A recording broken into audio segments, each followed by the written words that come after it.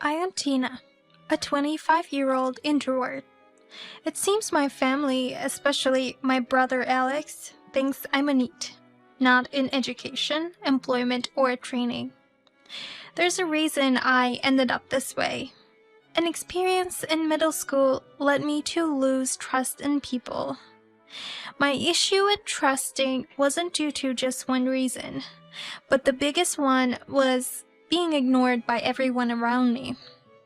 I don't know why that happened, but perhaps they found me uninteresting because I was only fascinated by machines. I've always been fond of playing around with computers, and naturally, I became adept at it. My family found it useful back then. However, this didn't last long. Instead of spending time with friends or studying like my classmates, I was always on my computer, which started to concern my parents. My grades at school began to drop, and by the time I graduated elementary school, I was frequently scolded for always being on the computer. When I entered middle school, the scoldings from my parents continued, and I started to believe that pursuing my passion would only result in punishment. But I couldn't stop. During my middle school days, I'd lock myself in my room on weekends so that my parents wouldn't find me. And gradually, I cut off my interactions with the outside world. Classmates at school began to call me weird and said, "It's hard to know what she's thinking." I became isolated as people felt it was best to keep their distance. However, I had my understanding brother, Alex. Since we were little, he always praised me, boosting my self-esteem. He was precious to me. Thanks to Alex, I managed to complete my compulsory education even as I spent more time locked in my room. After that, I immersed myself in computer-related work at home. Soon after graduating from middle school, I transitioned from just using computers to building them. By the time I was old enough to have a part-time job, I would save my earnings to buy junk computers, disassemble them, and then rebuild them the way I wanted. Thanks to my experience with computers, by my 20s, I could build PCs with specifications comparable to commercial ones. I started a business selling these PCs and quickly became known for providing affordable options. Now, at 25, I earn a stable income and have saved a significant amount of money. I can comfortably contribute $2,500 to my household every month. My parents seemed puzzled about how I earned my money. Although I tried to explain my job to them several times, they never really understood. We had arguments in the past, but now they seem to think that as long as I'm paying the money, they don't care.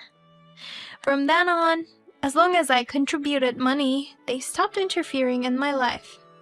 However, Alex wasn't pleased with my situation. He used to be my only ally and always understood me. But as he stayed in our parents' house into his 20s and saw me constantly on the computer, he probably grew frustrated. He started confronting me with harsh words.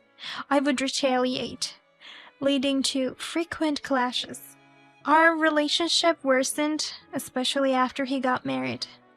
He married his high school sweetheart. It seemed she had heard about me from Alex and didn't have a favorable opinion. Once she became my sister-in-law, she seemed to further influence his views about me. In the midst of all this, I began to be viewed as a jinx in our family home. My parents' attitude towards me changed, becoming more indifferent and cold. Even though I mostly kept myself locked in my room, I could feel the malice in the air, which weighed heavily on my heart. Nothing beats the comfort of living at home. Yet, that same home suddenly felt like a place I shouldn't be.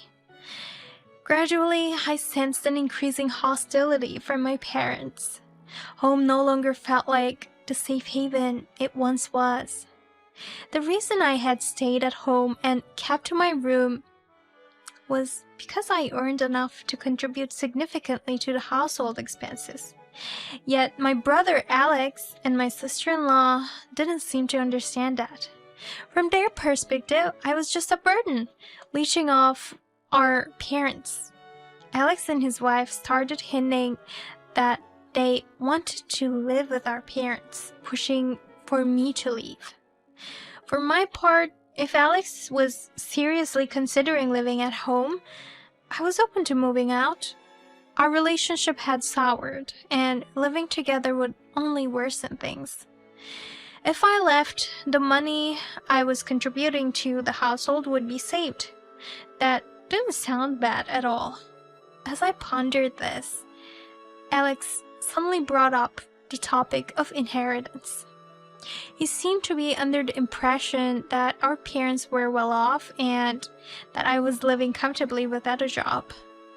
In his ignorance, Alex demanded that I give up my rights to any inheritance since they would be taking care of our parents.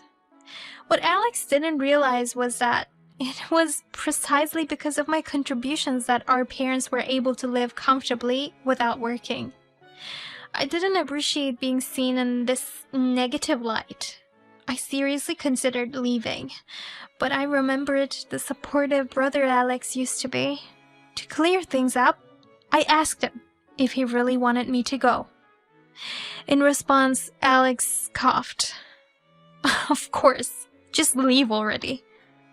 A few days later, Alex and his wife's behavior towards me worsened.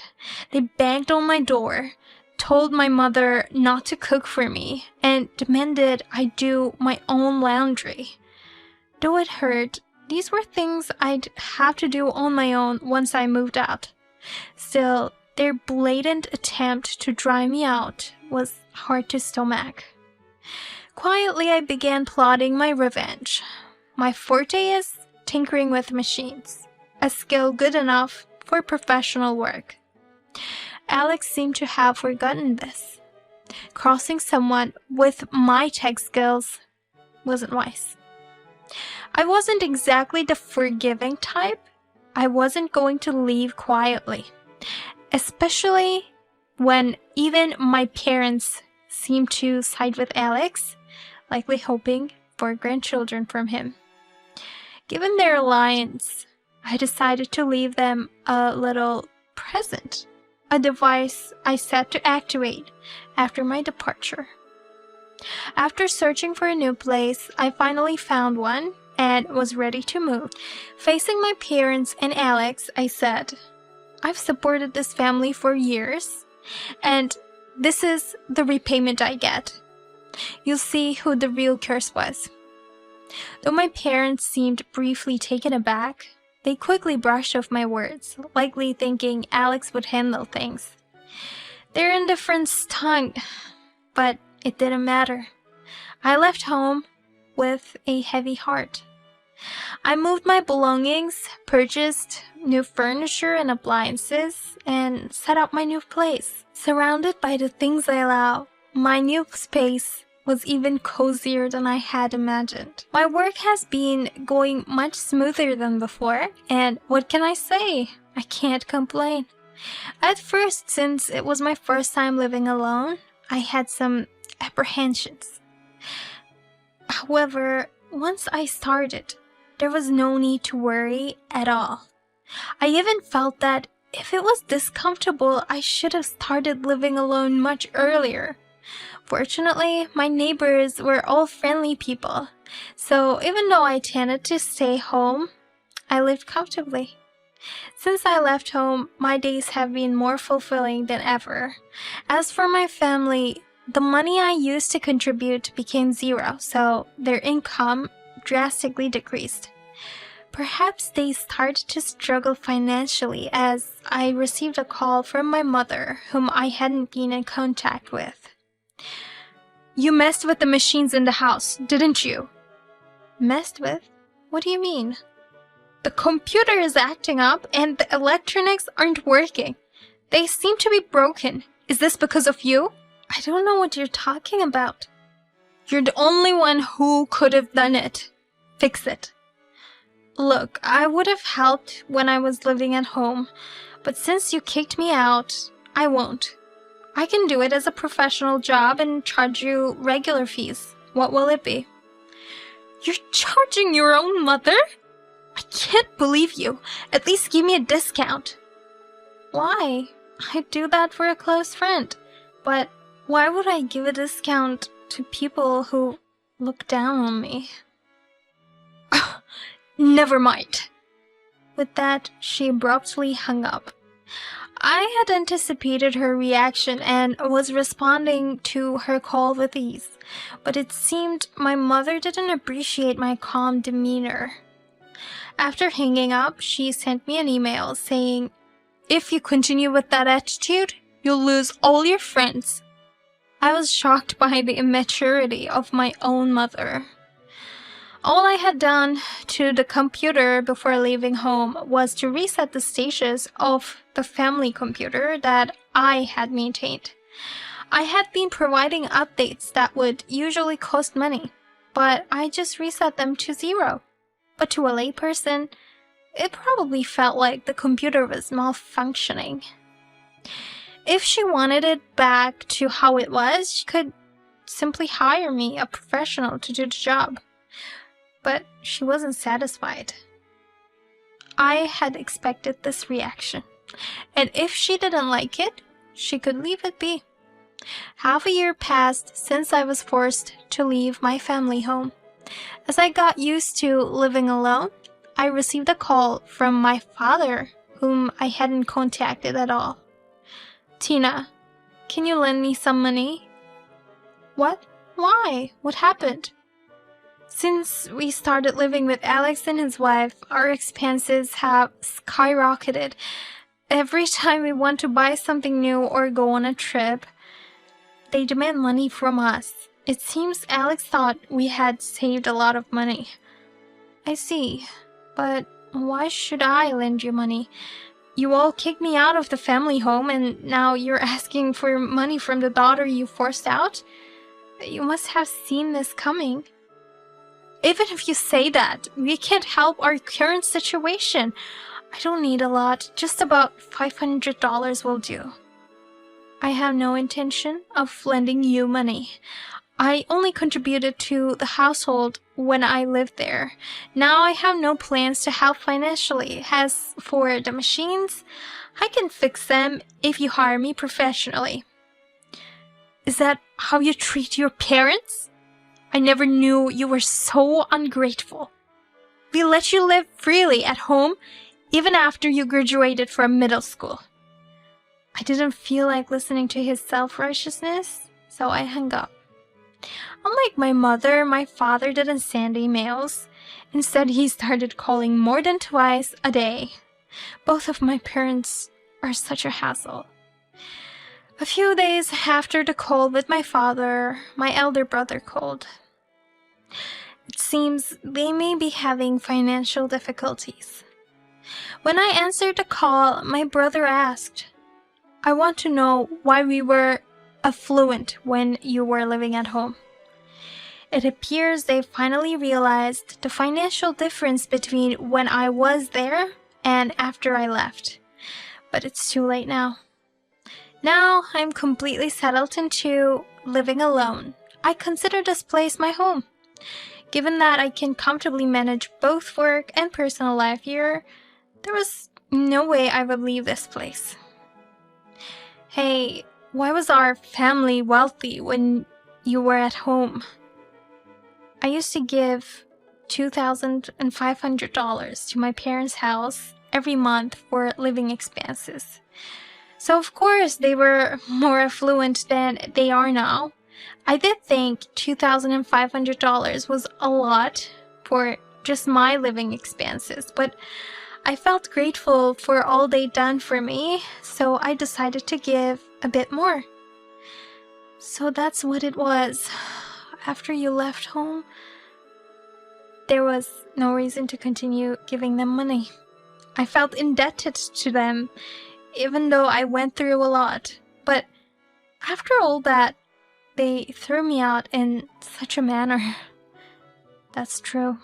Maybe that's why Dad and Mom started spending money differently.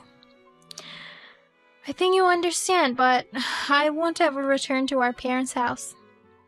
Given what they did, of course. I'm sorry. Looking back, I realize how wrong they were to you.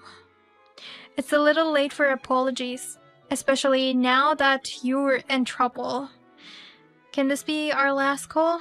I don't plan on having any contact with our parents anymore. Wait, what? Hold on! Even though my brother seemed to have more to say, I hung up the phone. I had been concerned about my family to the very end, but from the moment I left home, I was determined to cut ties with them. After being pushed to that point, there's no way I could just forgive them now because they're in trouble.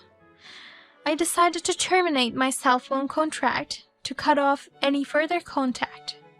I couldn't bear the thought of them reaching out to me every time something happened. 5 years after moving out, cutting ties with my family, and terminating my phone, I decided to get married. My partner, a colleague, was understanding of my current life situation. He's an understanding man who even takes care of household chores when I'm engrossed in work. I thought about informing my parents, but after being distant for so many years, it felt too late. However, my husband insisted on formally greeting my parents. So I hired a private investigator to check on my family's current situation. To my shock, they were drowning in unimaginable debts. My parents seemed desperate to have my brother and his wife stay in the family home and borrowed money from various places without lowering their living standards. But with no way to repay the debts, the interest grew and the debts ballooned. When I checked, my parents' debts were over $100,000.